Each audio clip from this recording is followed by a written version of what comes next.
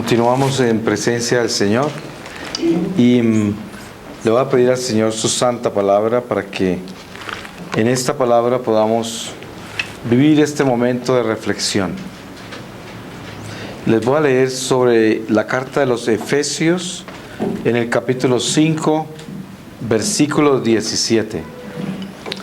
Dice así: Os advierto pues, y yo os conjuro de parte del Señor, que ya no viváis como todavía viven los gentiles que proceden en su conducta según la vanidad de sus pensamientos, teniendo oscurecido y lleno de tinieblas el entendimiento, ajenos enteramente de vivir según Dios, por la ignorancia en que están a causa de la ceguedad de su corazón, los cuales, no teniendo ninguna esperanza, se abandonan a la disolución, para zambullirse con un ardor insaciable en toda suerte de impurezas. Pero en cuanto a vosotros, no es eso lo que habéis aprendido en la escuela de Jesucristo, pues en ella habéis oído predicar y aprendido según la verdad de su doctrina, a desnudaros del hombre viejo, según el cual habéis vivido en vuestra vida pasada, el cual se vicia siguiendo la ilusión de las pasiones. Renovados pues ahora en el espíritu de vuestra mente y revestidos del hombre nuevo, que ha sido criado conforme a la imagen de Dios en justicia y santidad verdadera, por lo cual, renunciando a la mentira, hable cada uno verdad con su prójimo, puesto que nosotros somos miembros los unos de los otros. Si os enojáis, no querráis pecar, no sea que se os ponga el sol estando todavía airados. No deis lugar o entrada al diablo. El que hurtaba, no hurte ya, antes bien trabaje, ocupándose con sus manos en algún ejercicio honesto, para tener con qué subsistir y dar al necesitado. De vuestra boca no salga ningún discurso malo, sino los que sean buenos para edificación de la fe, que den gracia o inspiren piedad a los oyentes, y no querráis contristar con nuestros pecados al Espíritu Santo de Dios, con el cual fuiste sellados para el día de la redención. Toda amargura, ira y enojo, y gritería y maledicencia, con todo género de malicia, destiérrese de vosotros. Al contrario, sed mutuamente afables, compasivos, perdonándoos los unos a los otros, así como también Dios os ha perdonado a vosotros por Jesucristo. Palabra de Dios. Te alabamos, Señor. Hoy estamos celebrando la fiesta de San Norberto, que es nuestro patrón de nuestra parroquia, y por eso pues aprovecho la oportunidad para honrar su memoria y para pedirle al Señor que en su presencia podamos vivir este momento y que nos inspire como un apóstol de la Eucaristía que Él fue y ha sido y continuará siendo, porque Él es con certeza alguien que no murió, porque está canonizado y certificado por la Iglesia que es un santo, por lo tanto está vivo. Y si está vivo, está con nosotros, porque ellos no viven en el tiempo ni en el espacio. Y nosotros estamos reunidos como iglesia en esta mañana, y Él es la cabeza de nuestra parroquia, y por lo tanto nosotros, como somos parroquia, pues Él está acá. Y le damos honra al Señor por la vida de San Norberto, especialmente por la gracia que recibimos de Él en este momento para adorar al Santísimo, que fue su más grande fuerza y la seguirá siendo, inspirando a la iglesia. Le pedimos a Él que nos ayude a recibir la gracia de tener este consuelo, que es la presencia del Señor, y que nos enamoremos del Señor, en una forma de que esta Eucaristía y esta adoración al Santísimo se convierta en nuestro más grande anhelo, que sea como en nuestro corazón la más grande sed, esta cita con el Esposo, esta cita con Jesús, donde venimos a descansar y a inspirarnos, a fortalecernos, y al mismo tiempo a crecer con Él en gracia y en sabiduría, y también a crecer en santidad.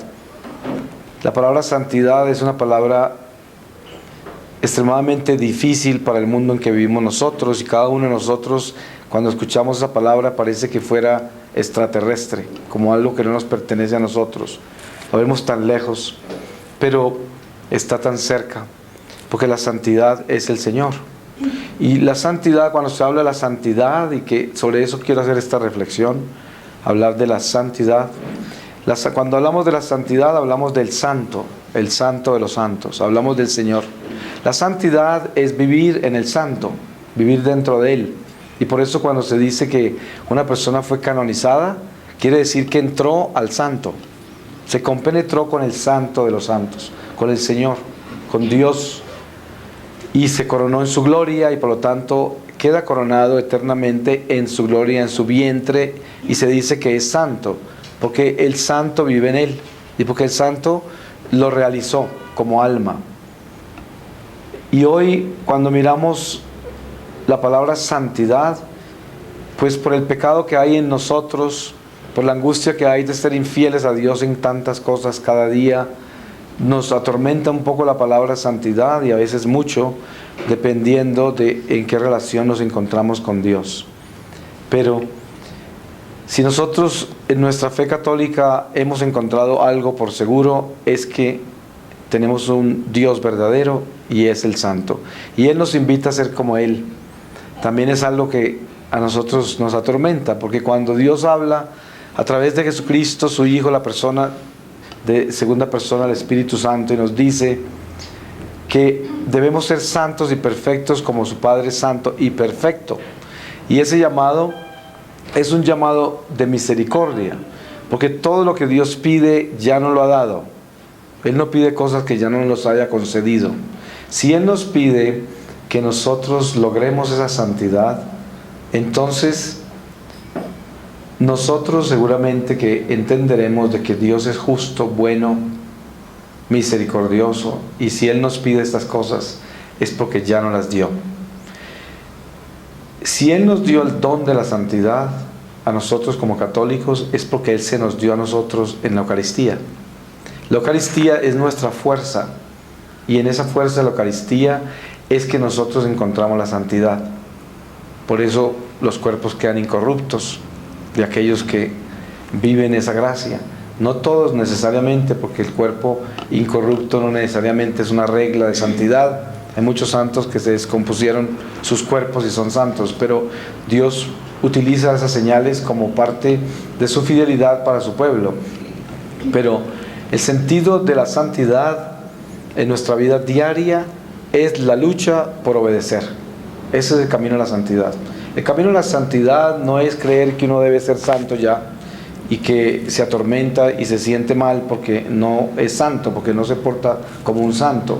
Y ve otras personas y dice, ¿cuándo llegaré yo a ser como esta persona que es como tan santa? Pero ese es un error, porque primero, solo Dios conoce los corazones, solamente. Segundo, nunca podemos compararnos con nadie, porque cuando Dios nos crea de la nada, crea un ser único, y lo hizo en una forma única, no se repite nada, y esa persona tiene una relación con Dios que nadie la tiene, y por eso uno nunca la puede comparar con otro. Dios nos da en comunidad la fe que se establece en doctrina, la doctrina en tradición, y la tradición en oración. Y la oración se convierte en un diálogo, y ese diálogo a través de los siglos se estructura por revelaciones divinas en formas de salmodia, en formas de devociones y tradiciones de oración de todos los niveles, dependiendo de las culturas, los lugares donde vive el hombre. Nosotros como católicos en general tenemos la liturgia que nos une a todos el mismo día en la misma palabra, y tenemos un orden litúrgico de 3 años, ciclos de 3 años, en los cuales la Iglesia establece un orden. Pero viene en la individualidad del hombre con su esposo del alma, que es Jesús, en la cual la Iglesia nos da un tendido de oraciones que han sido reveladas por Dios a través de los siglos, de los 1000 años de cristiandad, y también todo lo contenido en el Antiguo Testamento revelado por los profetas, los salmistas, que son oraciones, alabanzas, acción de gracias, momentos de batalla espiritual donde el hombre sufre y suplica al Señor por misericordia y protección, y todo es el diálogo entre el hombre y Dios. pero tenemos la libertad de escoger dentro de todos esos diálogos espirituales la oración que más nos apetece interiormente para comunicarnos con Él en lo que es salmodia, recitación, devoción, como lo que acabamos de hacer esta mañana acá. Nosotros tenemos una práctica religiosa de oración que son la coronilla del Niño Jesús de Praga, porque nuestra espiritualidad toda está en la divina infancia de Jesús, y el Niño Jesús de Praga, dentro de esa infancia de Jesús, ocupa un lugar muy importante en la misión de peregrinos del amor en todo el mundo, y por eso hacemos esa coronilla del Niño Jesús que le reveló el Señor a San Cirilo. Y esto es una tradición de la Iglesia de muchos años, y nosotros la abrazamos por inspiración del Señor. También el Santo Rosario, que es una inspiración de todo católico y que es una revelación de Dios y que es el resultado de muchas batallas de muchos católicos a través de los siglos que hicieron posible que tuviéramos el rosario, porque es un don que la Iglesia consigue por la batalla, y es la batalla de la Iglesia militante. El rosario es una de las armas más específicas en las cuales el hombre en las batallas de la tierra recibió del cielo la composición de lo que el mismo hombre se conquistó por las batallas. O sea, el cielo lo organizó, pero el hombre se lo conquistó con la sangre de los mártires. Y por eso tenemos el rosario. ¿Por qué no existía el rosario antes de que fue compuesto y revelado a la Iglesia? Pues porque todavía no se había conquistado. ¿Y por qué razón algunas devociones tan poderosas como las estaciones de la Vía Crucis todavía no son un pan que se consuma en la Iglesia masivamente? Porque el hombre está encontrando las necesidades de batalla espiritual a medida que vive, y las generaciones cada vez se acercan más al regreso de Jesús, y entre más cerca estemos al regreso de Jesús, más necesidad tenemos de buscar las armas precisas. Nosotros encontramos en revelaciones privadas que son de santos, ya como Santa Faustina Kowalska, Jesús le revela el Vía Crucis y le pide el Vía Crucis, y le dice que ojalá que en la hora de la misericordia a las 3 de la tarde rece el Vía Crucis también, y el mismo Jesús se lo pide. Pero estas son estados religiosos que el hombre abraza en la libertad que Dios nos da de comunicarnos con Él de acuerdo a nuestro libre albedrío. La santidad no está condicionada por ese tipo de devociones. La santidad no está condicionada a nuestras actividades religiosas. La santidad no está condicionada a la participación del hombre en la Iglesia.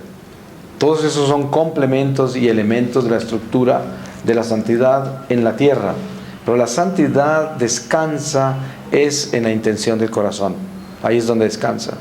¿Dónde comienza el santo? El santo comienza con decir, sí Señor. Ahí comienza el santo. Sí Señor. Hágase en mí según tu palabra, según tu voluntad. El sí de María, el sí de todos los santos, el sí de todos nosotros cuando decidimos aceptar al Señor y buscar el cambio de vida radical y atormentarnos con nuestros pecados y buscar cambiar nuestros defectos y buscar crecer en la caridad y todas estas virtudes que en un momento dado están desnutridas en nuestra vida y que necesitamos alimentarlas para poder tener la fortaleza de amar, de perdonar, de tener tolerancia y paciencia y compasión. Y todo esto es el camino a la santidad, que es una batalla diaria, porque cada uno de nosotros vive la angustia de estar dentro de una humanidad mortal que se está muriendo, que se está deshaciendo, que se está descomponiendo, y cada día nos levantamos a morir un poco más. Y por eso esa angustia que llevamos humana dentro de nosotros a veces evita de que nosotros podamos estar más fuertes en el espíritu. Y por eso se dice, aprovechemos este momento, cuando vivimos todavía el día que se apellida de hoy, como dice San Pablo. Porque si esperamos a espiritualizarnos cuando estemos más grandecitos en edad, más difícil nos va a ser. Entre más edad tenga, si uno no empezó a orar cuando tenía la salud física, cuando todavía podía tener una disciplina que exige cierto rendimiento físico, ya no lo va a poder lograr cuando ya esté enfermo, anciano, que ya no pueda ni arrodillarse, y ya no va a poder. Es como un moribundo, casi ningún moribundo, con algunas excepciones, casi ningún moribundo puede rezar. No pueden, porque están tan agonizantes, o sea, sienten tanto dolor en la carne, tanto dolor y tanta incertidumbre de lo que le va a suceder en la muerte. Tienen tantas cosas sucediéndoles por dentro que no lo pueden explicar, que no lo pueden hablar, no lo pueden expresar, y lo último que pueden hacer es rezar. No pueden, no les sale, no sale de ellos, y por eso es el momento más grande para el diablo. El diablo, el moribundo, lo atormenta porque el moribundo no puede rezar. Entonces tenemos que tener en cuenta que nosotros debemos prepararnos para una buena muerte, y la preparación para una buena muerte está sujeta al alimento que le damos al alma desde ahora. Porque mire que así sea un santo muy grande, en el momento de la muerte padece una batalla espiritual, la padece. El santo más grande es tentado al salir de su cuerpo, y en el momento en que está agonizando es tentado. Y una de las bendiciones grandes que Dios da es poder estar en gracia en el momento de la muerte, o poder recibir los sacramentos. Ustedes quizás han tenido la oportunidad de vivir la muerte de un ser querido que está rodeado de mucha gente y están orando por esa persona. Algunos que los acompañan semanas enteras de agonía, prácticamente toda la familia. Hay gente que tiene ese tipo de bendiciones. Normalmente eso no es una señal de que esa persona sea muy santa, y tampoco es una señal de que esa persona está siendo despedida de una forma mejor que otros que no tuvieron a nadie al lado. Porque la presencia más grande de batalla espiritual y de protección para el hombre es en lo que no podemos ver, en el espíritu. Nuestros tesoros en el espíritu se conquistan en la tierra con nuestras obras de caridad, con la caridad que tuvimos. Eso produce compañía de ángeles, compañía y fuerza en el espíritu. El Señor dice: asegúrense en ustedes de cosechar tesoros en el cielo. ¿Y cuáles son los tesoros del cielo? La compañía de los ángeles. Es el tesoro. Cada obra de caridad, cada acto de amor tiene un ángel, y ese ángel es testigo de ese amor. Y entre más amor damos, pues más ángeles, más luz tenemos en nuestra vida, y en el momento de la muerte estaremos rodeados de ellos, porque es el momento más importante del alma. ¿Y dónde van a estar toda esa economía del alma que se acumuló a través de la caridad? Presente en el momento de la necesidad más grande, que es el momento de la muerte.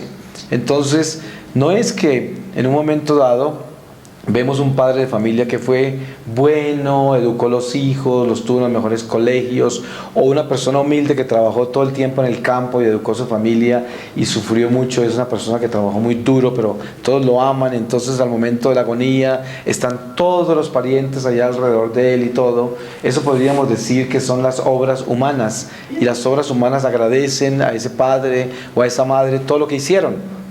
Pero solo Dios conoce la economía de esa alma, porque no se sabe. Hay muchas personas que trabajaron toda la vida por su familia, hicieron toda clase de obras por sus hijos, pero en el corazón todo lo hacían para sí mismos, y buscaron fue su propia gloria, y siempre estuvieron pendientes de que se les agradeciera y les reconocieran todo lo que hacían. Y en el momento de la muerte, así esté toda la familia agradeciendo lo que él dio o ella dio, eso no quiere decir que la economía de su alma está enriquecida, porque nunca hizo nada con amor ni tenía caridad. Entonces, las apariencias engañan. Uno no puede saber en qué estado se encuentra un alma, nunca. Por eso hay personas que dicen equivocadamente que mi mamá se fue derecho al cielo porque sufrió tanto con ese cáncer o con lo que tenga, ¿no? Es un error, porque es que un cáncer no produce cielo, ¿cierto? Nada, ni un accidente horrible, ni un sufrimiento espantoso produce cielo. El cielo no se puede comprar con nada, no se puede comprar. El cielo se gana con la misericordia de Dios. Pero para abrirse a la misericordia, ¿qué tiene que hacer uno? Uno tiene que ser bueno, tiene que volverse bueno, tiene que tener caridad en el corazón.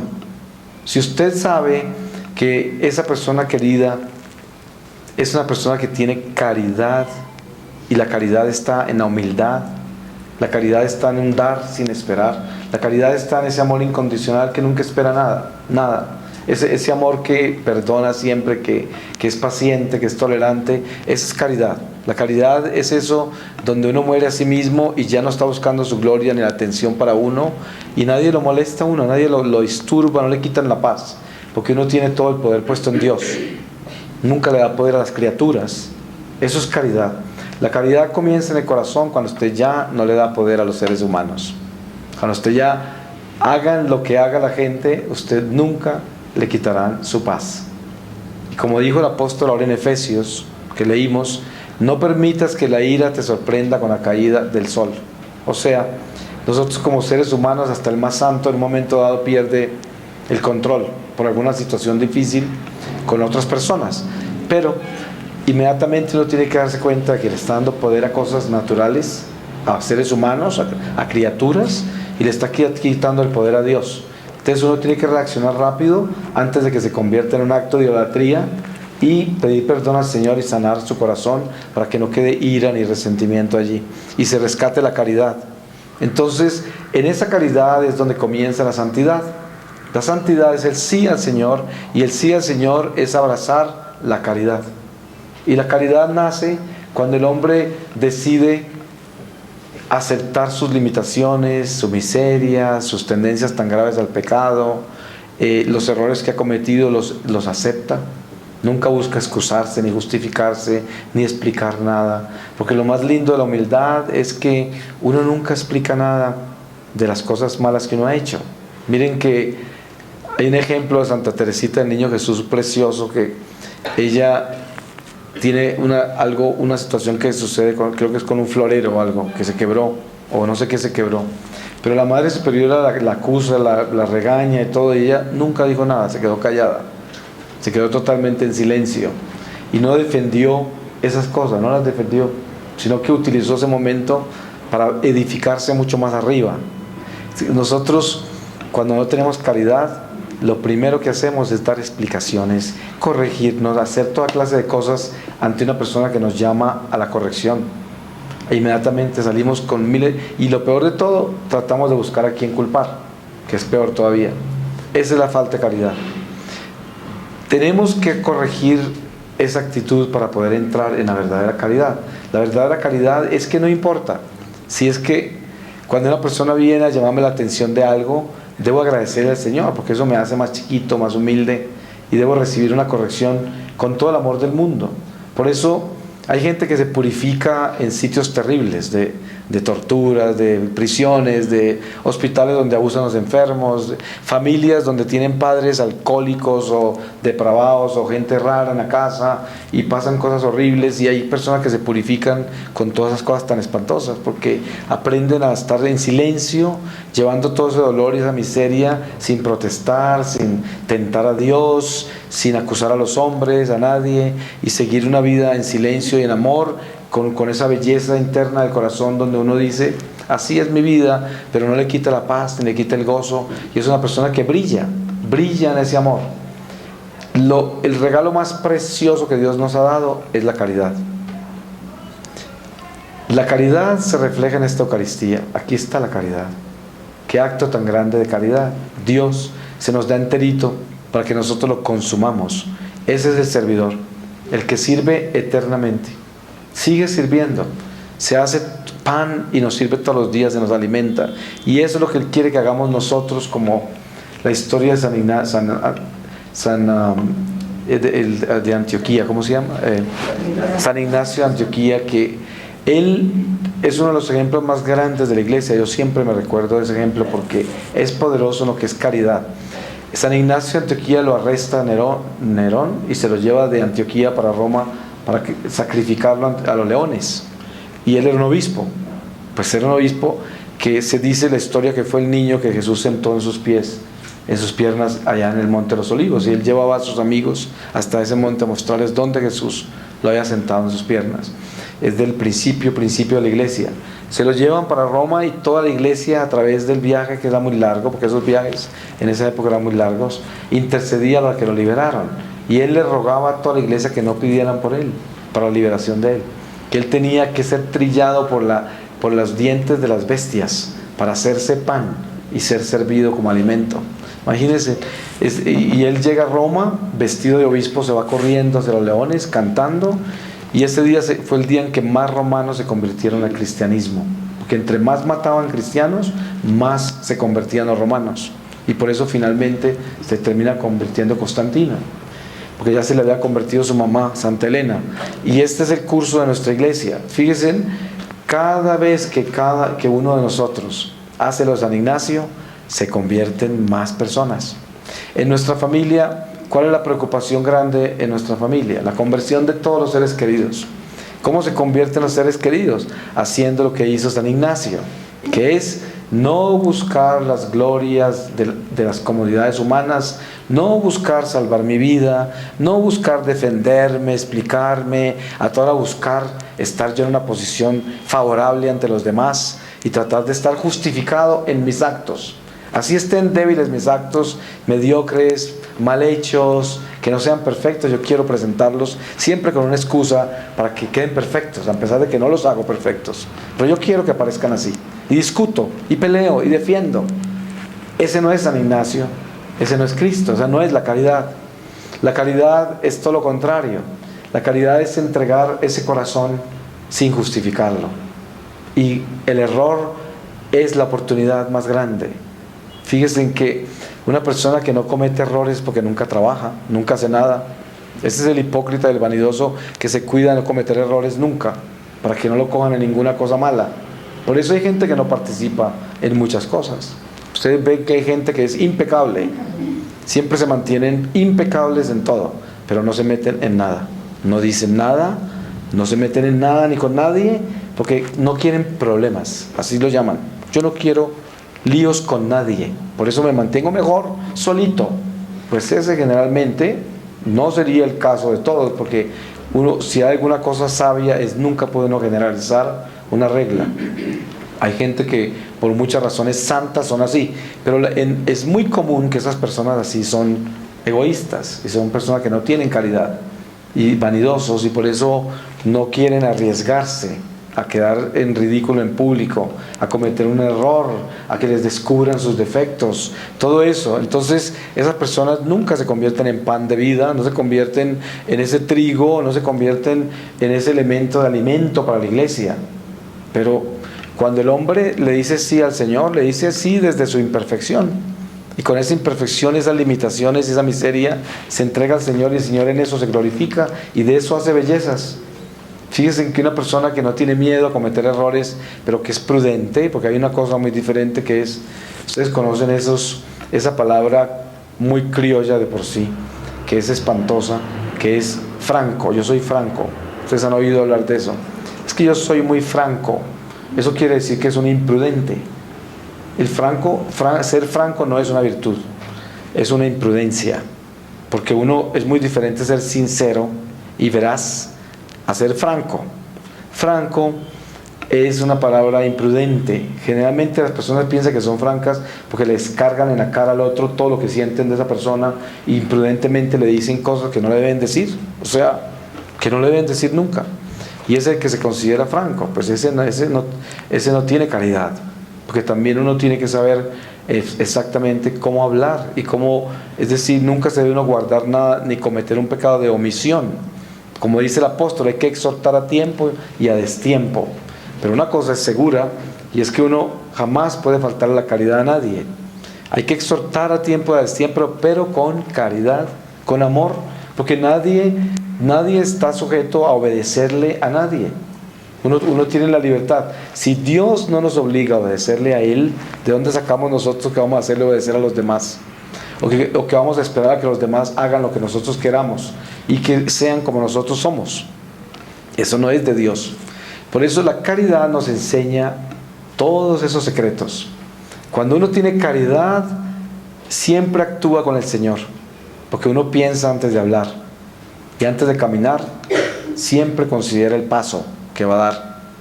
Y no es que sea una persona premeditada, porque esa es otra. Ese es otro mal.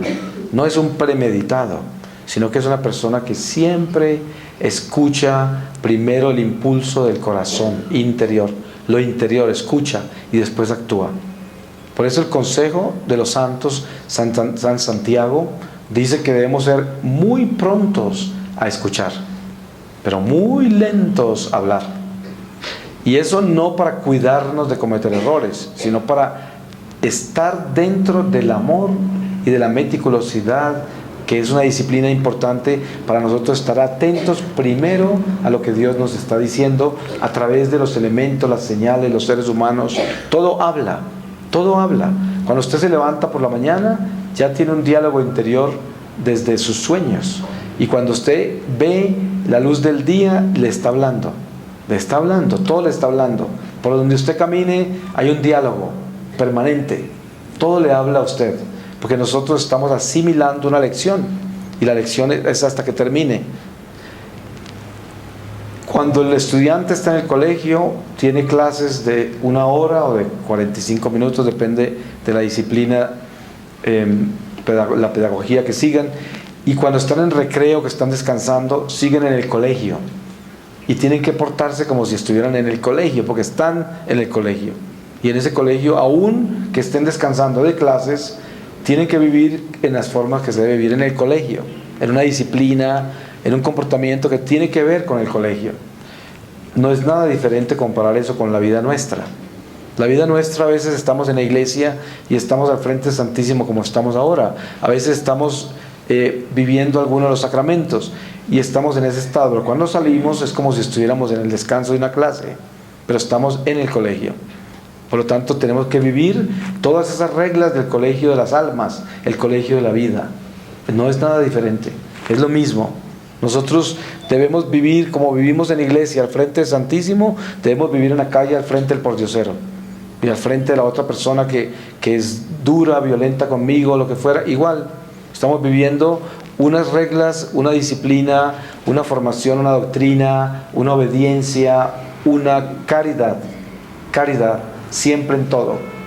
Entonces diríamos que la sangre pura de la santidad es la caridad, porque si no alcanzamos a comprender qué es la caridad, no podemos santificarnos.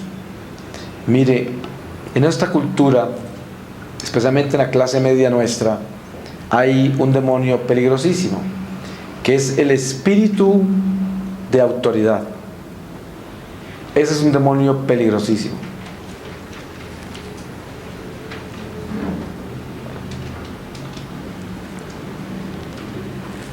Les voy a explicar cómo funciona esto. Nosotros vivimos en una cultura donde mucha gente en clase media tiene la oportunidad de tener empleada al servicio, algunos empleadas, puede tener conductor, puede tener mensajero y tener gente alrededor, hasta de su familia, que no están tan beneficiados y tan privilegiados y son como súbditos, porque son beneficiarios económicamente de la persona que tiene. Esa persona que consigue una posición de autoridad, que tiene empleadas, que tiene todo esto, en nuestra clase media es muy común eso. Es muy fácil que en esta cultura nuestra clase media cosas sucedan. Es más, es casi masivo. Una persona que crece en esos medios crece con un espíritu de autoridad. Aún personas que no tienen ni siquiera muchos medios económicos, pero tienen empleada al servicio, se acostumbran a que al esposo lo tratan así, a la empleada así, y entonces tienen un espíritu de autoridad. Y cuando de repente esas personas entran en una conversión, dentro de la iglesia llevan ese defecto y siguen con esa autoridad. Esa autoridad es un veneno que le quita la caridad. La caridad. Si usted creció en medios donde tiene sirvientes, en medios donde tiene parientes a quienes usted le tocó ayudar económicamente, sostener, usted tiene que cuidarse muy bien si usted se le despertó un espíritu, ese espíritu de autoridad, porque ese espíritu autoritativo le roba la caridad y siempre estará en los sitios menos indicados, con las personas menos indicadas, dando órdenes a toda hora, y tendrá el rostro de autoridad, la voz autoritativa, el lenguaje corporal, y ese es un lenguaje ofensivo, es un lenguaje duro, molesta a las personas, daña la armonía de la familia, las comunidades donde usted esté. Ese espíritu de autoridad. Tenemos que tener en cuenta que cuando el apóstol habla de la obediencia, como San Pedro, San Pablo también lo menciona. San Pablo dice: amos, pórtense bien con sus esclavos, esclavos con sus amos. Los amos como si no fueran amos, los esclavos como si no fueran esclavos, y no tengan que servirle al amo solo cuando el amo lo está viendo, sino también cuando no está. y los amos tienen que ser caritativos y amorosos con sus esclavos. Y todo eso tiene que ser así. La autoridad viene de Dios. Dios es la autoridad. Tenemos que darle la gloria a Él y la autoridad a Él. Y nosotros somos todos servidores. Dios a cada uno nos da una responsabilidad diferente. Y cada uno tiene un orden diferente en la vida para administrar. Y es más, a través de nuestra vida Dios cambia nuestros estados. Hay personas que de repente cuando eran niños viven situaciones privilegiadas y de repente las pierden y de repente las recuperan otra vez y de repente hay como estaciones y el Señor a través de eso nos va enseñando y va formando el alma, y en esta formación del alma se hace el individuo, pero se hace en el espíritu o se deshace, no se deforma.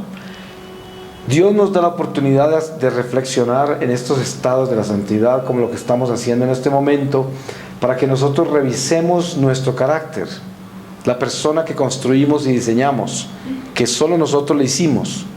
Hablamos de que todo ser humano, cada uno de nosotros, tiene que necesariamente inventarse su persona, quiera o no quiera.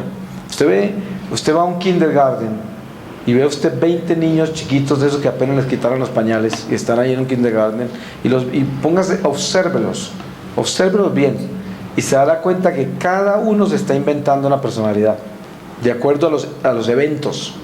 Si ese niño tiene un juguete y cada que lo levanta se lo quitan los otros 3 o 4 veces, al tercer o cuarto día ese niño llega ya lleva el juguete y lo esconde acá, y tiene apenas 2 añitos, 3 añitos, y ya empieza a desarrollar una personalidad, una persona, y se la inventa de acuerdo a los elementos que lo rodean.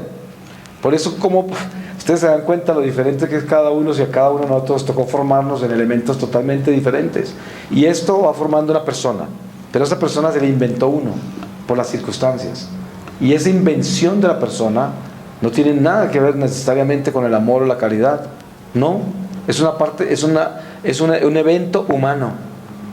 Entonces Dios deja que nosotros crezcamos en esta humanidad imperfecta y que nos diseñemos nuestra propia persona. Dios permite, y cuando ya está bien crecidita esa persona, bien desarrolladita, llega el Señor y toca la puerta y dice: bueno, ahora sí vamos a revisarnos, vamos a ver, te voy a mostrar toda esa persona que edificaste, quiero que la derrumbes, la quiero tumbar, toda, no va a quedar nada de ti. Y ahí viene el dolor. El hombre que conoce a Dios ya en una experiencia personal, que es cuando uno reflexiona en sí mismo y decide un cambio radical. Eso uno no lo decidió uno mismo, ese es un llamado de Dios que le tocó el alma de alguna forma. Y en ese momento el hombre se enfrenta con que tiene que derrumbar toda su persona. Es una muerte, así se llama, es morir a sí mismo. La muerte de sí mismo es la más difícil, porque nosotros desde chiquiticos nos tocó inventarnos una persona y estamos convencidos que eso somos, y resulta que no somos eso fue lo que nos inventamos. Nosotros somos algo mucho mejor que eso.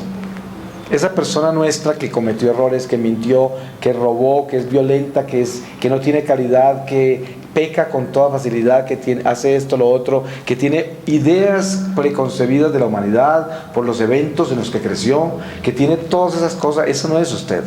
Eso es lo que usted se inventó de usted. Entonces, la gracia de Dios viene en mostrarnos con todo ese amor y caridad, de decirnos: tú eres mucho mejor de lo que crees.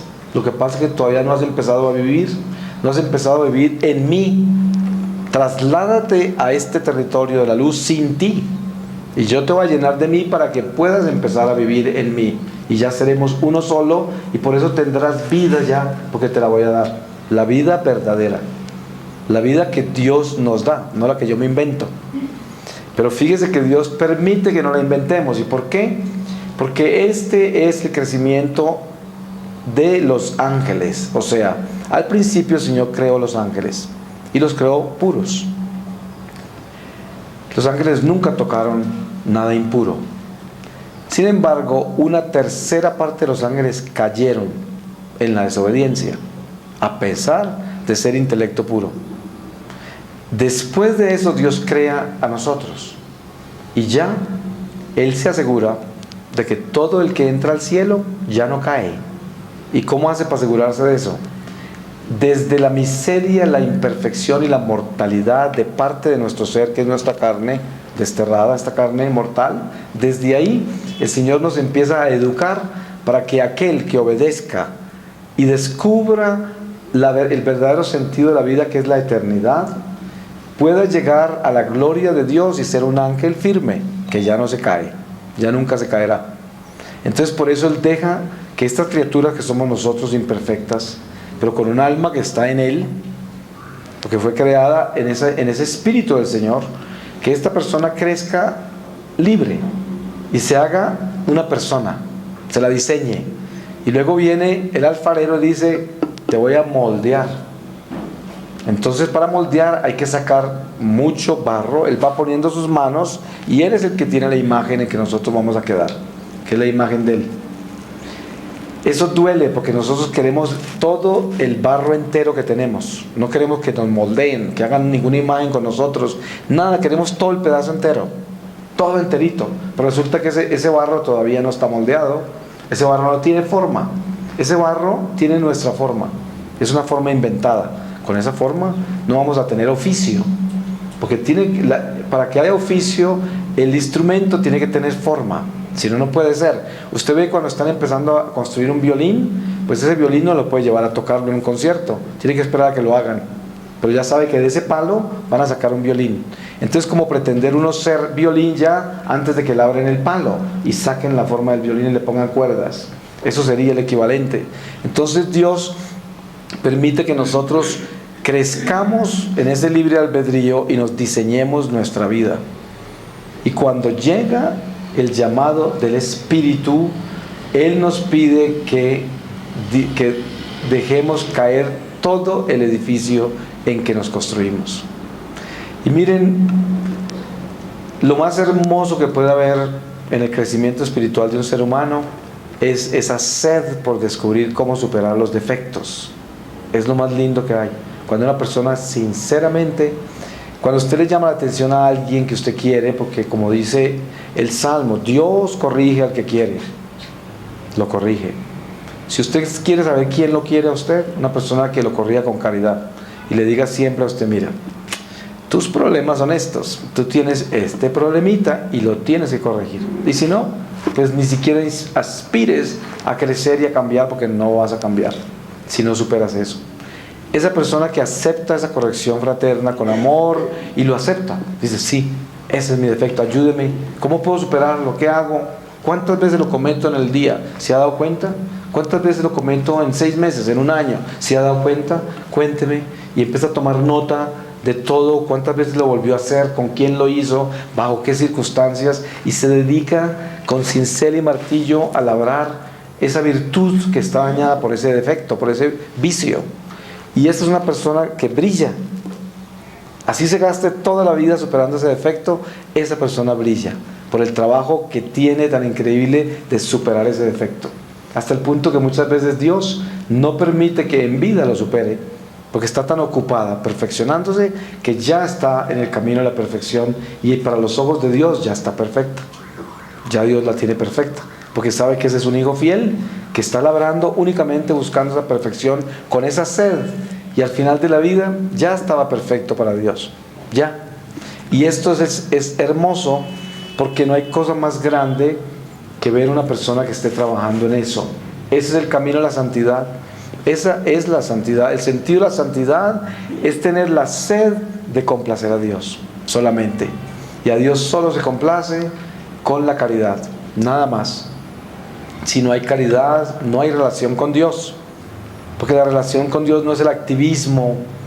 Usted puede vincularse a cualquier obra de la iglesia, en cualquier nivel, y ser la persona más activa y más productiva, la que está en todo, haciendo de todo, y es efectivísima en todo.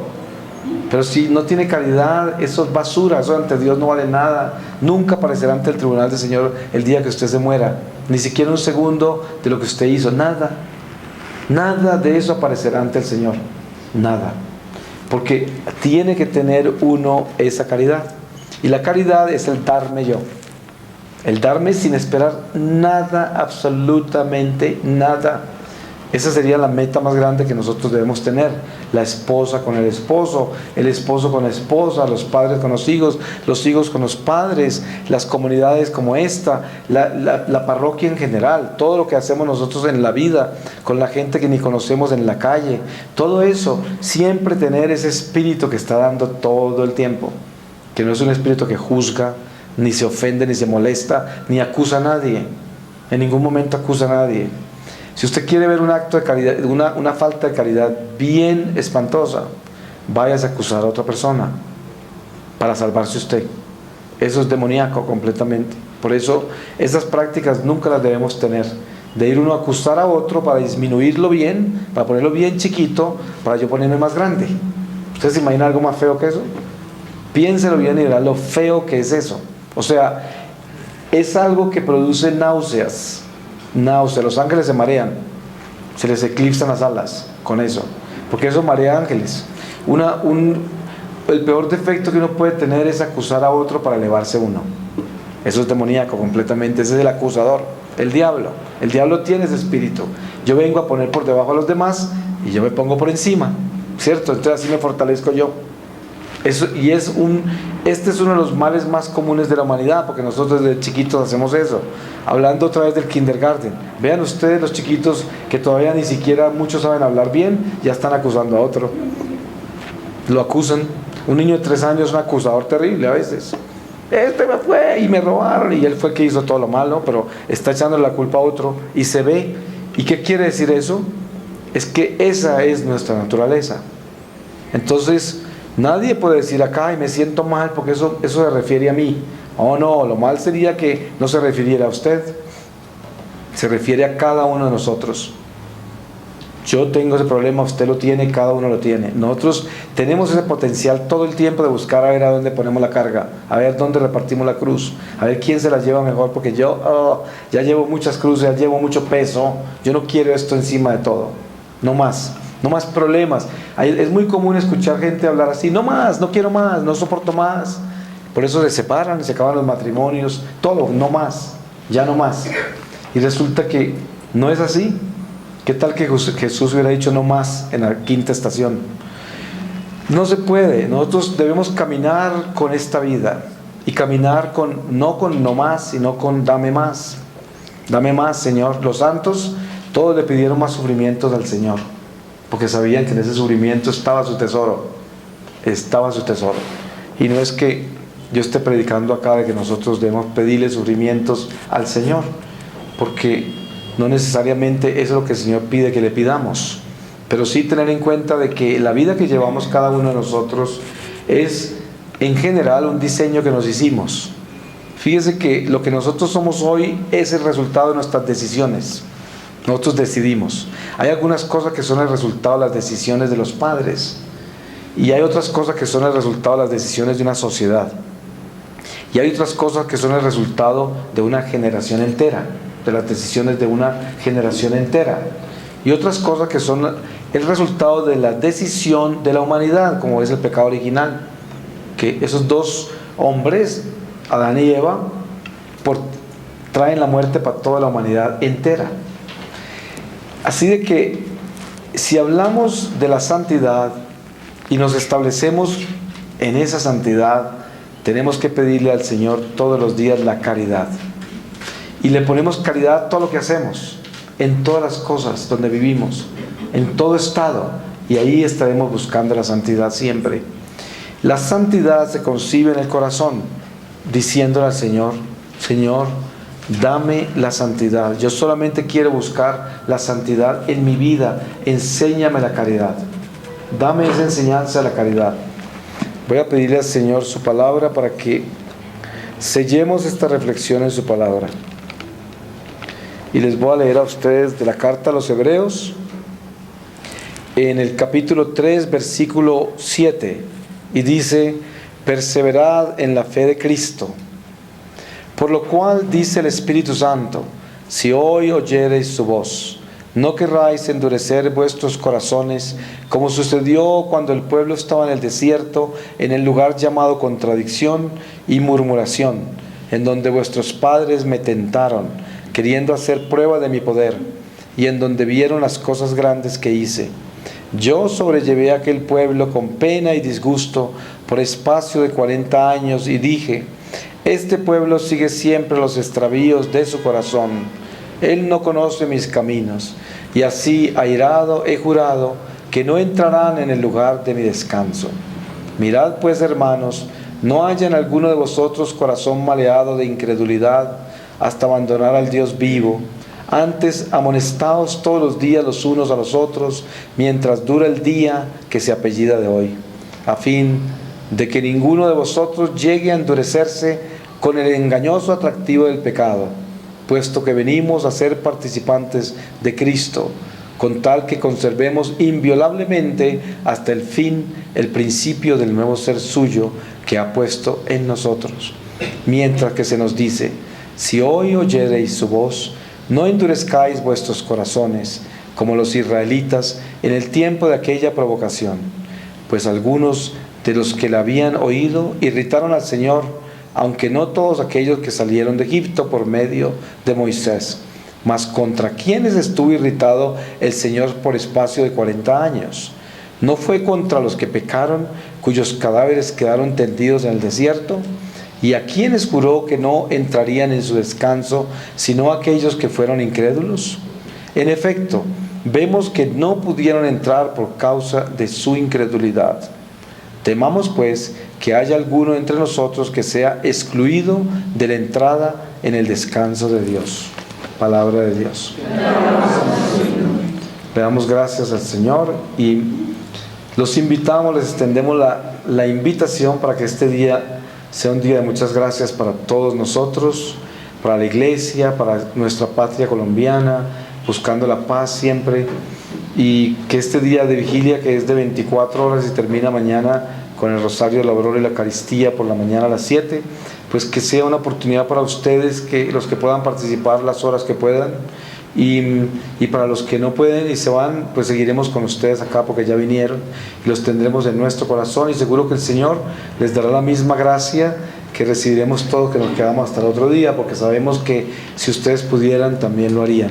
Así de que ya iniciamos esta vigilia y todos los que han venido acá quedan como si estuvieran hasta mañana, sin importar cuántas horas van a estar. Bendito, alabado sea el Señor. Amén.